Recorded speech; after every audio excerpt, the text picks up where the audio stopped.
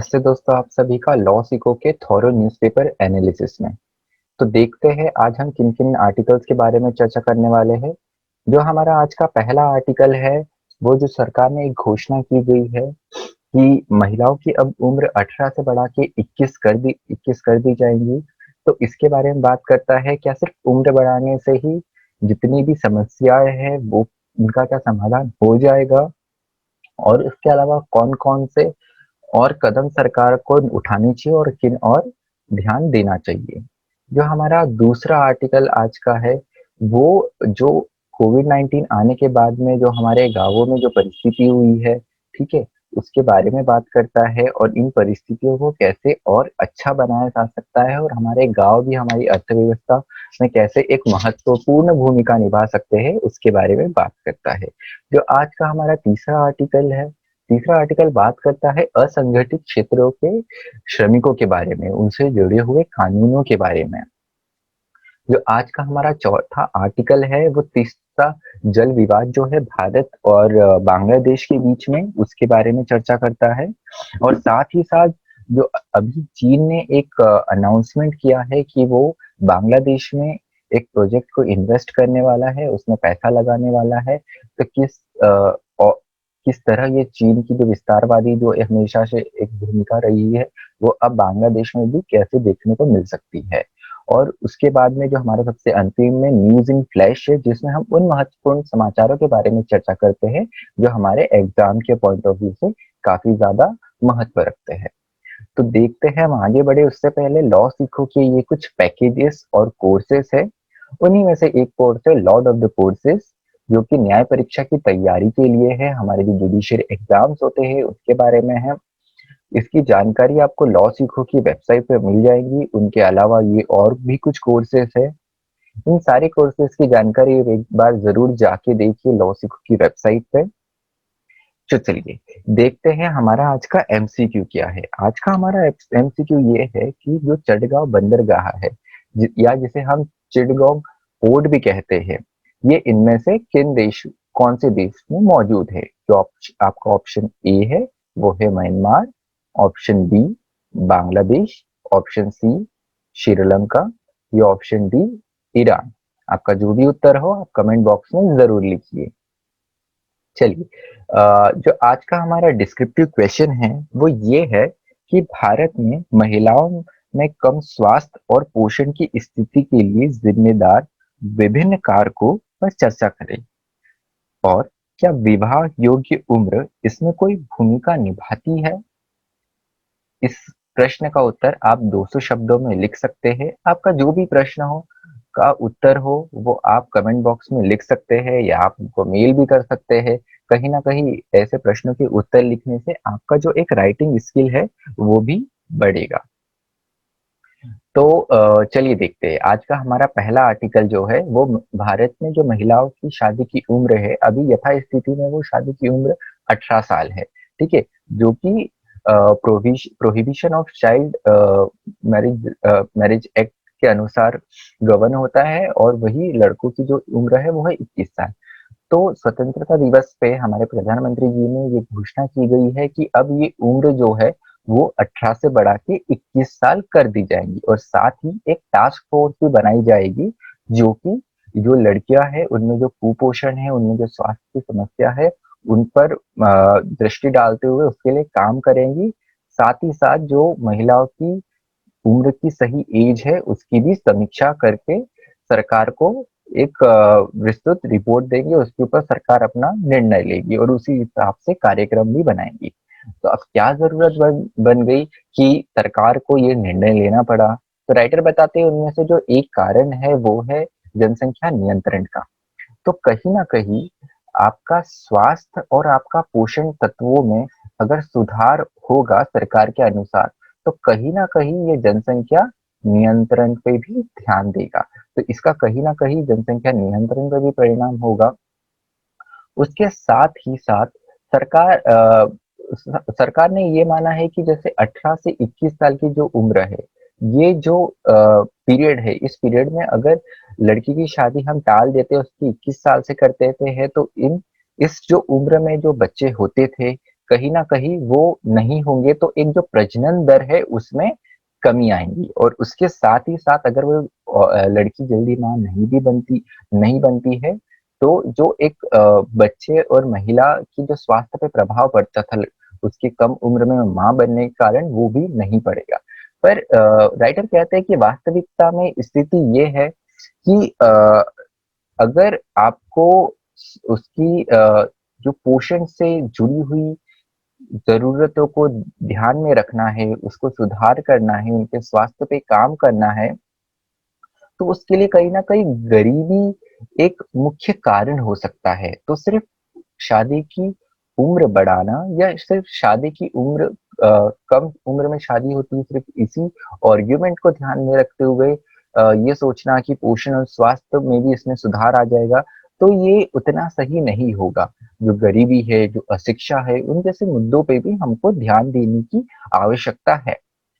तो जो दूसरा हमारा रीज़न हो सकता है, जो कारण हो सकता है राइटर कहते हैं कि वो फर्टिलिटी रेट को जो प्रजनन दर है उसको कम करने का है।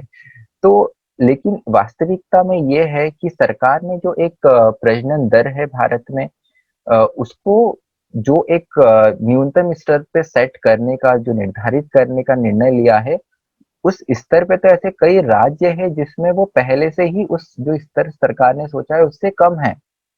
तो शादी की उम्र कम करके आप और प्रजनन दर को कैसे कम कर पाएँगे? कहीं न कहीं ये एक सवाल उठाया है राइटर ने इस आर्टिकल में। जो दूसरा बिंदु कहा गया है कि जो लोग पहले ये कहते थे कि जनसंख्या नियंत्रण करना बहुत ज़रूरी है, उन लोगों ने अब कहीं न कहीं उनका ध्यान बदल के अब इस ओर कर दिया गया है कि जो बच्चों का पोषण है और जो माँ का पोषण और स्वास्थ्य है, उस पर और ध्यान देने की ज़रूरत है। क्योंकि फर्टिलिटी रेट जो है वो कई राज्यों में तो अभी से कम होने लग गया। तो ये देखने वाली बात रहेगी अगर ये इसी प्रकार की स्थिति चलती रही, तो कहीं न कहीं हमने जो एक निर्धारित किया है सरकार ने फर्टिलिटी रेट तो हम उसको अचीव तो कर ही लेंगे, पर अब पोषण और स्वास्थ्य भी एक मुख्य कारण बन जाता है। अब तीसरा कारण ये बताया है कि ये कॉस्टलेस और एफर्टलेस है। मतलब यहाँ पे सरकार को कुछ अलग खर्च करने की ज़रूरत नहीं है, कोई स्कीम बनाने की ज़रूरत नहीं है। किसी हर स्कीम के लिए, हर प्रोग्राम के लिए एक एलोकेशन होता था मनी का, वो सब इसमें करने की ज़रूरत नहीं है। सिर्फ़ आप एक कानूनी प्रावधान लेकर आ गए और ये अचीव हो सकता है। तो यहाँ पर सरकार को कोई भी फाइनेंशियल कॉस्ट जो कोई भी आर्थिक अतिरिक्त भार उठाने की कोई ज़रूरत नहीं पड़ गई है। लेकिन राइटर उसके साथ में ये भी बता रहे हैं कि 18 से 21 साल की उम्र में अगर आप बढ़ा दोगे 18 से 21 साल की और कभी उस लड़की का बाल विवाह होता है, तो अगर ये मान लें कि 18 साल में उसका विवाह हो गया, उसके बाद में उसको एक प्रोटेक्शन मिल जाता है कानून की तरफ से, महिलाओं से जुड़े हुए हमको पता है कि कई सारे कानून हैं हमारे देश में, 50 से ऊपर ऐसे कानून हैं जो महिला सुरक्षा के लिए है और शादीशुदा महिलाओं के लिए भी कई कानून स्पेशल बनाए गए हैं। पर अभी जो 18 से 21 साल की उम्र रहेंगी अगर उस उम्र के बीच में शादी होती है, मान लीजिए हमने 21 साल उम्र कर दी और पर लेकिन 21 साल से कम उम्र की में अभी शादी होती तो उस लड़की को, उस महिलाओं को कानून की तरफ से कौन-कौन सी सुरक्षा प्रदान की जाएँगी, इस और कोई बात नहीं की गई है। सीधे तौर पे ये होता है कि अगर आप इस उम्र से कम उम्र में शादी कर देते हैं, तो जो उसके माता-पिता हैं, उनको सज़ा होगी। लेकिन उस लड़की के भविष्य का क्या, उस लड़के के लीगल प्रोटेक्शन या कानूनी सुरक्षा का क्या? ठीक है? तो इस और भी सरकार को ध्यान देने की ज़रूरत है। तो चलिए देखते हैं हमारा आज का दूसरा आर्टिकल, जो कि हमारे जो ग्रामीण अर्थव्यवस्था के बारे में बात करता है। अब भारत आपको पता है कि तीसरे नंबर का देश बन गया है जहाँ पे कोविड-19 केसेस है। पहले नंबर पे यूएस है, दूसरे पे ब्राज़ील और तीसरे पे हम आ गए हैं और ये कंटिन्यूअसली बढ़ते ही जा रहा है। तो एक चीज़ ये है कि जो हमारे ग्रामीण क्षेत्र है, उन पे कोविड का काफ़ी कम असर पड़ा है। जैसे मैंने कल बताया आपको कि जो 2 तिहाई केस है, वो हमारे 3 प्रमुख शहरों में मुंबई, दिल्ली और चेन्नई में। और जो हमारे ग्रामीण क्षेत्र है, जो हमारे गाँव है, वो कहीं न कहीं इससे कम प्रभावित रहे हैं, जितने शहरों के गुना तो बहुत कम प्रभावित रहे हैं। तो ऐसा क्यों है? इसका पहला कारण ये बताएँ कि गाँवों में लोगों में पहले से ही एक सोशल डिस्टेंसिंग बनी हुई है। गाँवों में जो एक घनत्व होता है जनसंख्या का, वो काफ़ी कम होता है, तो लोग आपस में वैसे भी डिस्टेंसिंग रहते हैं। मुंबई देख लीजिए आप, वहाँ पे लोकल ट्रेन चलती है, वहाँ पे सब एक-दूसरे से कितने सट के खड़े रहते हैं, लोकल ट्रेन में और दूसरे और सार्वजनिक जगहों पे। लेकिन गाँवों में ऐसा नहीं होता है।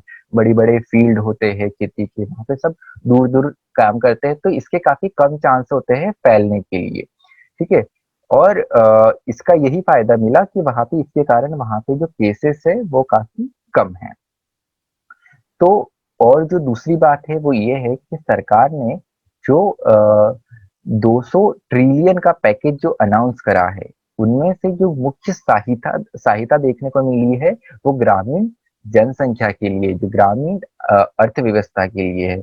तो कहीं न कहीं इस रिलीफ पैकेज को ग्रामीण क्षेत्रों की दृष्टि में देखा गया है, क्योंकि अर्थव्यवस्था को अगर सुचारू रूप से चलाना है, तो वहाँ पे शहरी और ग्रामीण दोनों का योगदान बराबर का होना चाहिए।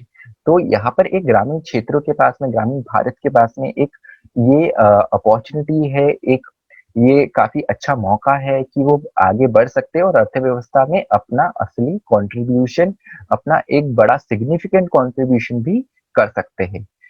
तीसरी जो बात कही गई है कि रूरल रिफॉर्म क्या है कि जो सुधार लाया गया, जो ग्रामीण सुधार लाए गए कानून से जुड़े हुए या दूसरे प्रोग्राम या स्कीम से जुड़े गए, तो उनमें से जो एक है वो है एसेंशियल कमोडिटी एक्ट में कुछ सुधार लाए गए। तो इससे हुआ ये कि जो हमारे किसान हैं इनको काफी ज्यादा फायदा इससे मिला है और इनसे ज्यादा काफी आजादी मिली है। तो ग्रामीण क्षेत्रों में मेन जो प्रोडक्शन का काम होता है, जो फल सब्जी उगाने का काम करा है, वो सारा इस एसेंशियल कमोडिटी एक्ट के अंतर्गत आता है। तो ग्रामीण का कहीं न कहीं जो उत्पादन है वो प्रभावित नहीं होना चाहिए मार्केट को पहुँचने के लिए। मार्केट में पहुँचेगा तभी उसका इनकम होगा। तो इसको स्वतंत्रता दी गई, ठीक है? जो कि एसेंशियल कमोडिटी एक्ट में थोड़े से नरमी लाके ये उसको फ्रीडम दी गई। उसके अलावा एक ये चीज़ देखने को मिली कि 10% का जो हाइक किया गया है मिनिमम वेजेस में, जो मनरेगा है हमारे यहाँ पे उसमें। इसके कारण ग्रामीण क्षेत्र के जो लोग हैं उनकी इनकम में थोड़ा सुधार हुआ है, ठीक है? उसके अलावा जो 65% पब्लिक वर्क स्कीम है, उसको भी गाँवों में ही ग्रामीण क्षेत्रों में लगाने की बात की गई है और निर्णय लिया गया है सरकार के द्वारा, जिसके कारण वहाँ पे जो रोजगार है, उसकी अपॉर्चुनिटी बढ़ी है। माइग्रेंट वर्कर शहरों से गाँवों की तरफ पलायन करे, तो ये इस निर्णय की बहुत ज़्यादा ज़रूरत थी, तो सरकार ने ऐसा निर्णय लेकर एक काफ़ी अच्छा कदम उठाया है। उसके साथ में सरकार ने ये भी निर्णय लिया है कि 6 महीनों तक जो फूड ग्रेन्स है, जो अनाज है, वो भी मुफ्त में दिया जाएगा, जिसके कारण जो ग्रामीण क्षेत्रों के लोग हैं हमारे, उनकी एक बचत भी हो पाएगी। उसके साथ में प्रकृति ने भी एक अच्छा की तरफ से देखने को मिला है कि काफ़ी अच्छा मानसून हुआ है, इसके कारण जो जलाशय है हमारे, जो जल के स्रोत है किसान के, वो भी बड़े हैं। उसके बाद में हमारा जो आज का तीसरा आर्टिकल है वो बात करता है न्यू सोशल कॉन्ट्रैक्ट। तो जो हमारे असंगठित क्षेत्र के जो मजदूर है हमारे, उनसे जुड़े हुए कानूनों के बारे में ये मुख्य बात करता है। तो ये समाचार में कैसे आया? तो अप्रैल और मार्च में जो एम्प्लॉयमेंट रेट था, अ, वो पहले जिस स्तर पे था 27% से एक अनएम्प्लॉयमेंट रेट जो 27% से इतना बढ़ गया था, जो कि अब सुधर के 9% पे हो गया है, ठीक है? उसके साथ में कुछ 3 समस्याओं की बात की गई है, जो हमारे असंगठित क्षेत्र के मजदूर हैं उनको फेस करना पड़ता है, उनको उसका सामना करना पड़ता है। उनमें से जो पहला है वो है लेबर रेगुलेशंस, जो मज़दूरों से जुड़े हुए हैं कानून हैं, उनके बारे में। तो एक बात देखने को ये मिलती है कि हमारे देश में देखा जाए तो संगठित क्षेत्र में केवल 15% ही लोग काम करते हैं, जो कि एक अच्छे कानून, लेबर कानूनों से, जो श्रम से जुड़े हुए कानून हैं, उनसे गवर्न होते हैं। पर जो बचे हुए 85% है, 85% है, उनको कुछ ऐसी खास सुरक्षा नहीं दी गई है कानूनी रूप से। तो ज़रूरत है कि सरकार को ज़रूरत है कि वो वैसे कानूनों को लेकर आए। अभी एक कुछ महीनों पहले ही जब हमारा पिछली पार्लियामेंट का सिटिंग चल रहा था, उस वक़्त ही बात की गई कि हम एक लेबर कोड लाएँगे और ये लेबर कोड जो है वो 4 हिस्सों में डिवाइड होगा। कोड ऑन वेजेस पे होगा, ठीक है? Labour code on labour industrial relation पे होगा। जो तीसरा है वो ऑक्यूपेशनल सेफ्टी और मज़दूरों की जो स्वास्थ्य है उसके बारे में बात करता है, और जो चौथा है वो उनकी सामाजिक सुरक्षा के और वेलफेयर के, सोशल सिक्योरिटी और वेलफेयर की बात करता है। तो क्या था, हमारे देश में ना हज़ारों से कानून थे, अगर राज्यों के भी कानून मिला दिए जाए, केंद्र के भी कानून मिला दिए जाए, तो हज़ारों कानून थे। तो सरकार ने एक निर्णय लिया गया कि हम केवल 4 लेबर कोड रखेंगे, और ये जो इतना कॉम्प्लेक्स स्ट्रक्चर जो एक मकड़ी के जाले जैसा बन गया है सारे लेबर कानूनों का, उसको हम एक प्रॉपर तरीके से लाएँगे और उसको समय के हिसाब से अपडेट करेंगे। लेकिन कोविड की सिचुएशन को देखते हुए एक और कदम सरकारों का ये देखने को मिला कि मध्य प्रदेश, उत्तर प्रदेश और राजस्थान जैसे राज्यों में ये कहा गया है क्या कि अब 2 साल के लिए, 3 साल के लिए जो जो श्रमिकों से जुड़े हुए कानून हैं, हम उनको डाइल्यूट कर देंगे या हम उनको निष्क्रिय कर देंगे उद्योगों को बढ़ावा देने के लिए। अब राइटर यहाँ पर ये कह रहे हैं कि ज़रूरत है कि और अच्छे कानून लेकर आए, और सामाजिक सुरक्षा से जुड़े हुए और जो फ्लेक्सिबल कानून है, श्रमिकों को जो फ़ायदा पहुँचाया जाए वैसे कानून ले पाए। और दूसरी ओर सरकार ने एक ऐसा निर्णय भी उठाया, फिर कोविड के बाद में एक ऐसा भी राज्य सरकारों का निर्णय आया, तो ये देखने वाली बात रहेगी कि कहीं न कहीं हमको हमारे लेबर्स को भी ज़्यादा ध्यान उनके तरफ देखना चाहिए। अब सिर्फ यहाँ पे कानूनों की बात नहीं रहती, अगर हम उनके जो लिविंग कंडीशंस है, जैसी परिस्थितियों में वो रहते हैं, वो भी देखें। तो आपने सुना होगा धारावी का नाम, तो मुंबई में एक धारावी करके एक छोटी झोपड़ी है। वहाँ पे जितने भी माइग्रेंट वर्कर रहते हैं, वो मोस्ट ऑफ द धारावी या मुंबई में एक और डीनोटिफाइड बड़े-बड़े स्लम रहते हैं, जिनको सरकार भी रिकॉग्नाइज़ नहीं करते, वैसे स्लम जहाँ बेसिक सुविधा नहीं रहती, जहाँ पे मूलभूत सुविधा नहीं रहती, वहाँ पर ये सारे मज़दूर अपना जीवन यापन करते हैं। और एक चीज़ तो ये है कि जो 70% हमारी जनसंख्या है, वो अभी भी ग्रामीण क्षेत्र में रहती है। तो ग्रामीण क्षेत्रों में और ऐसे स्लम में आप जानते हैं कि स्टैंडर्ड ऑफ लिविंग इतना अच्छा नहीं होता। तो यहाँ पर राइटर एक उदाहरण देते हैं कि सिंगापुर और दूसरे जो बड़े-बड़े देश है, ठीक है? जो बीजिंग जैसे देश हो गए, वहाँ पर एक एफएसआई ज़्यादा है, तो वहाँ पर वहाँ की सरकारों ने एक ये कदम उठाया गया है कि वहाँ ऊँची-ऊँची बिल्डिंगें बनाई उन्होंने, ठीक है? और जो मज़दूर हैं, इनको छोटे-छोटे कंपार्टमेंट दिए और एक अच्छी सुविधाएँ कहीं न कहीं दिया, साफ पानी हो गया, रहने की उचित व्यवस्था हो गई, ठीक है? तो सरकार को वो किस परिस्थिति में रहते हैं, उस पर भी ध्यान देने की ज़रूरत है। और उसके साथ में कहीं न कहीं जो माइग्रेशन होता है पीपल का, लोगों का, उसकी प्रोडक्टिविटी बढ़ाने की भी बात की गई है शहरों से लेकर। उसके साथ में जैसे मैंने बताया कि सिंगापुर जैसे देशों का उदाहरण दिया गया, तो वहाँ पर एक क्लीन, अफोर्डेबल और एक्सेसिबल हाउसिंग फैसिलिटी देने की बात की गई। जो एक एफएसआई होता है, आप इस चीज़ के बारे में सर्च कीजिएगा कि एफएसआई क्या होता है, ठीक है? तो एफएसआई कहीं न कहीं 4 से 5 गुना मुंबई जैसे शहरों से ज़्यादा है, इन बड़े-बड़े शहरों में, तो इन एफएसआई की बढ़ाने की भी बात की गई। उसके साथ में हमारी ग्रामीण व्यवस्था को भी सुधारने की बात की गई। तो सरकार ने एक लक्ष्य रखा है कि जब हमारी आज़ादी 75 वर्ष की हो जाएगी, तो जो हमारे गरीब और अमीर डिस्ट्रिक्ट है, जो हमारे जिले हैं, उनमें जो एक गैप है वो उसको भरा जाए, ठीक है? वो कम किया जाए। तो उस और भी ध्यान देने की ज़रूरत है, क्योंकि ये अभी बहुत ही ज़्यादा है। उसके साथ में जो हमारी कॉर्पोरेट फार्मिंग होती है, ठीक है? जिसको हम कॉर्पोरेट खेती कहते हैं, उसका जो एक गेस्टेशन पीरियड होता है, वो 7 वर्ष का है। मतलब एक आपको बताना पड़ता है कि हाँ, 7 वर्ष हमने ये किया है, तभी उनको कुछ फ़ायदे उसके सरकार द्वारा मिल सकते हैं। तो उसको कहीं न कहीं कम करने की ज़रूरत है। साथ ही साथ किसानों को उन खेती की ओर आकर्षित करने की ज़रूरत है, जहाँ से उनको ज़्यादा मुनाफ़ा मिले। उसके साथ में जैसे बताया कि एग्री इंफ्रास्ट्रक्चर फंड की बनाने की बात करी है, जो कि एग्रो प्रोसेसिंग, कोल्ड स्टोरेज की बात करता है। तो जहाँ पर ये कृषि होती है, उसी एरिया में इन एग्री प्रोसेसिंग इंडस्ट्री का भी बढ़ना काफ़ी ज़रूरत है, और ये ज़रूरत बताते हैं राइटर इनकी। उसके साथ में रूरल कनेक्टिविटी की जरूरत है, तो इनको ये मार्केट से एक्सेस भी देगा, मार्केट तक पहुंच भी देगा किसानों को। ठीक है, कहीं ना कहीं उससे उनकी इनकम में, उनकी आय में सुधार होगा। तो चलिए, आज का हमारा जो अंतिम आर्टिकल है वो ये है कि अभी अभी चीन ने कहा है कि जो तीस्ता रिवर से रिलेटेड जो एक मैनेजमेंट और रिस्टोरेशन प्रोजेक्ट है, उसमें चीन 1 बिलियन का लोन देने वाला है बांग्लादेश को। अब चीन की नीति तो आपको पता है, लोन दे दो और उस देश को दबा दो। ठीक है, अफ्रीकन देशों में देखने पड़ा, श्रीलंका में हम्बनटोटा पोर्ट नाम का पोर्ट है, श्रीलंका को लोन दे के अब वो चीन ने लीज पे ले लिया है। ये देश देना नहीं चाहते, लेकिन लोन के नीचे इतने दबे हुए रहते हैं कि इनको ये लीज पर या उसका कंट्रोल जो है वो चीन जैसे देश को देना पड़ता है। तो क्या रहा है, भारत और बांग्लादेश के बीच में एक तीस्ता जल विवाद है। तो ये आप पीली लाइन देख सकते हैं, ठीक है, मैं इसको रेड से हाईलाइट कर रहा हूँ। ये तीस्ता रिवर है। ये तीस्ता रिवर जो आती है वो सिक्किम, पश्चिम बंगाल होते हुए बांग्लादेश आती है।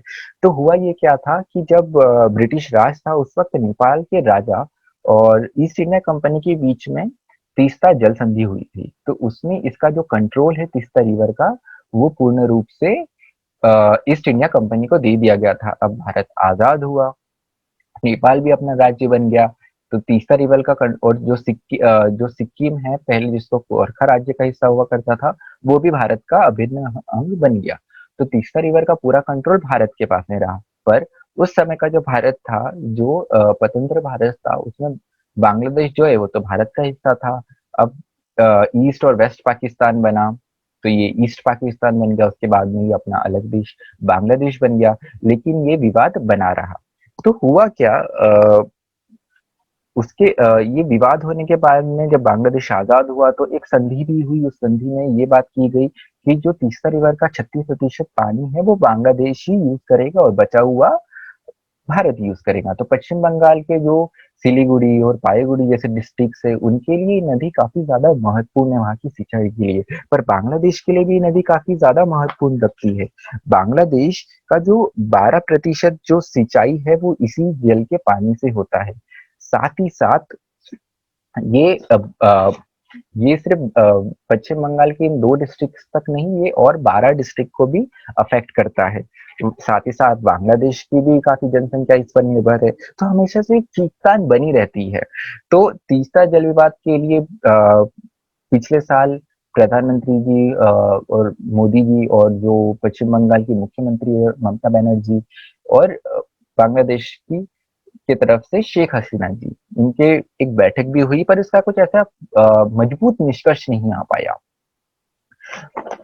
अब देखते हैं कि आखिर ये जो डिस्प्यूट है ये कैसे और आगे बढ़ सकता है इस चीन के इन्वेस्टमेंट के कारण। तो देखिए, हमें एक अभी जो रिसेंट जो प्रोग्रेस हुआ है तीसरा रिवर से रिलेटेड वो देखते हैं। तो 2011 में both countries were on the verge of signing a water sharing pact but cannot be signed after chief minister of West Bengal objection of it. तो 2011 में एक उम्मीद बन रही थी कि कहीं ना कहीं इस जल विवाद का एक संधि से एक निष्कर्ष निकाला जाए, लेकिन ये नहीं हो पाया। वेस्ट बंगाल की जो चीफ मिनिस्टर थी उन्होंने बोला कि कहीं ना कहीं हमारे प्रदेश के लोगों का हक इससे मरता है या उनको उतना हक नहीं मिल पा रहा है इस नदी के ऊपर। उसके बाद में 2015 में भी प्रधानमंत्री जी ने पहला कदम उठाया था, तब उन्होंने ढाका का विजिट किया था। उस वक्त भी इसके बारे में बात हुई थी, पर ऐसा कोई बड़ा कोई निर्णय नहीं हो पाया। और पिछले साल भी पश्चिम बंगाल के सीएम, हमारे पीएम और वहां की शेख हसीना जी भी बैठी, लेकिन ये अभी तक एक अनरिजॉल्व रहा है।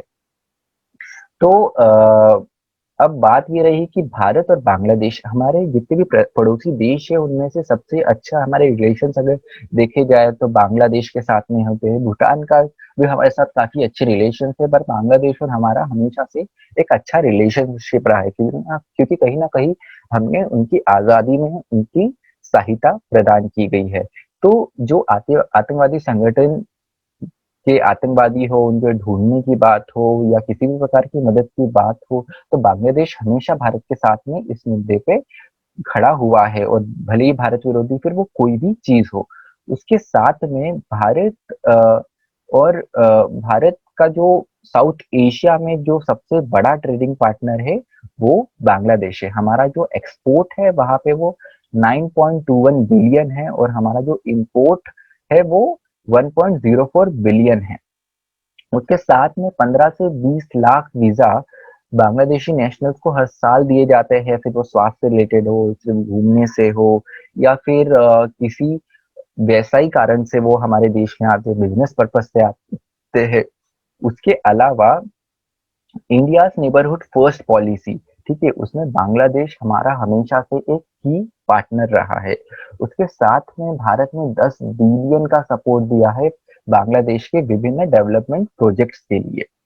उसके साथ में जब प्रधानमंत्री नरेंद्र मोदी जी ने जो सार्क कंट्री थी उनके लिए एक रीजनल इमरजेंसी फंड की बात की गई, तो वहां की पीएम शेख हसीना जी ने बड़े बढ़ चढ़ के इसका समर्थन भी करा और उन्होंने इसमें भाग भी लिया। लेकिन जो दो मुद्दे अभी रिसेंटली देखने को मिलते हैं वो एक एनआरसी से जुड़ा मुद्दा है और एक सीएए से जुड़ा हुआ मुद्दा है, क्योंकि कहीं ना कहीं बांग्लादेश से काफी ज्यादा इंसर्जेंसी होती है असम, त्रिपुरा जैसे राज्यों में। तो अब बात ये आती है कि अगर हम एनआरसी बनाते हैं, सीए बनाते हैं, अब और हम उन नागरिकों जिनको उन लोगों को बात कर देते हैं जो हमारे नागरिक की परिभाषा में नहीं आते हैं, तो ये लोग कहाँ जाएंगे? भारत में रहेंगे कि हम इनको वापस बांग्लादेश भेज देंगे? तो इससे एक थोड़ा सा खींचतान हमेशा से रही है और ये एक रिसेंट जो थोड़ा सा डिस्प्यूट का जो कारण उठ सकता है वो ये है। और दूसरी ओर जब हम चीन और बांग्लादेश के रिश्तों की बात करें, तो चीन is the biggest trading partner, Bangladesh के साथ का सबसे बड़ा ट्रेडिंग पार्टनर है। उनको फिर हथियारों को देने की बात हो तो भी चीन सबसे नंबर 1 आता है। उसके साथ में चीन ने 30 बिलियन का फाइनेंशियल असिस्टेंस भी बांग्लादेश को देने का प्रॉमिस किया है। तो आप देख सकते हैं कि अभी इस सारी हमारा एक डिस्प्यूट था बांग्लादेश के साथ में, नेपाल के साथ में डिस्प्यूट हो गया, कहीं ना कहीं चाइना की इंटरफेरेंस के कारण बोलते हैं। और अब बांग्लादेश में जो हमारा पहले से जो एक डिस्प्यूट है और वहां पे अभी चाइना ने कदम बढ़ाया है, उसी प्रोजेक्ट को उन्होंने इन्वेस्ट करा है 30 रिवर से रिजर्वर्स को के बारे में, प्रोजेक्ट से जुड़े हुए वहां पे बड़ा इन्वेस्टमेंट हुआ है। तो आगे वाली देखने वाली बात होगी कि बांग्लादेश और भारत के रिश्ते कैसे होते हैं। तो आज के जो हमारे महत्वपूर्ण न्यूज है उसमें से जो पहली है, जो कोविड-19 की वैक्सीन बनी है, जो रशियन डायरेक्ट इन्वेस्टमेंट फंड ने बनाई है, स्पुतनिक वी करके, उन्होंने कहा, उनके सीईओ ने कहा है कि ये वैक्सीन हम भारत में अवेलेबल करेंगे। The vaccine during clinical trial has demonstrated 100% volunteers development immunity in 21 days, 21 दिनों में ही हमको ये देखने को मिला है इस वैक्सीन का परिणाम कि ये एक इम्यूनिटी तैयार कर देते हैं मनुष्य शरीर में। उसके बाद में स्वच्छ सर्वेक्षण 2020 रिपोर्ट जारी हुई है, जिसमें फिर एक बार, चौथी बार इंदौर पहले नंबर का सिटी बना है, सबसे स्वच्छ शहर बना है भारत में। उसके बाद में सूरत दूसरे नंबर पे, नवी मुंबई और अंबिकापुर। सूरत गुजरात में है, नवी मुंबई आपको पता होगा महाराष्ट्र में है, अंबिकापुर एक नया नाम देखने को मिलता है, ये छत्तीसगढ़ में है। उसके अलावा जो छोटे शहर है उनमें जो 3 टॉप रैंकिंग है, ये तीनों महाराष्ट्र से है। कराड़ जो कि पश्चिमी महाराष्ट्र में है, सासवड़ जो पुणे शहर के पास आता है, और लोनावला जो मुंबई के पास में एक हिल स्टेशन है वो है। तो आप ये रैंकिंग एक ध्यान रख सकते हैं, इनसे शहर से जुड़ी हुई कुछ बात आती है या कौन से राज्य में है तो भी एक महत्वपूर्ण क्वेश्चन बनाते हैं। उसके बाद में श्रीलंका में ये एक घोषणा की गई है वहां के प्रेसिडेंट राजपक्षे जी ने कि वहां पर एक नया संविधान बनाया जाएगा, जिसका मुख्य उद्देश्य होगा one country one law for all people, एक देश और सभी के लिए एक राज्य। तो माना जाता था कि श्रीलंका का जो लोकतंत्र है वो काफी अच्छा है, पर अभी एक जो रिसेंट हमको देखना चाहिए कि वहाँ के जो प्रेसिडेंट है, जो प्राइम मिनिस्टर है, दोनों एक ही परिवार के हैं और अब संविधान को बदलने की बात की गई है, तो ये कहाँ तक वहाँ के लोकतंत्र पे कितना गहरा प्रभाव डालेगा। तो आज का हमारा एनालिसिस यही खत्म होता है। मुझे सुनने के लिए आप सभी का धन्यवाद। पढ़ते रहिए, मेहनत करते रहिए।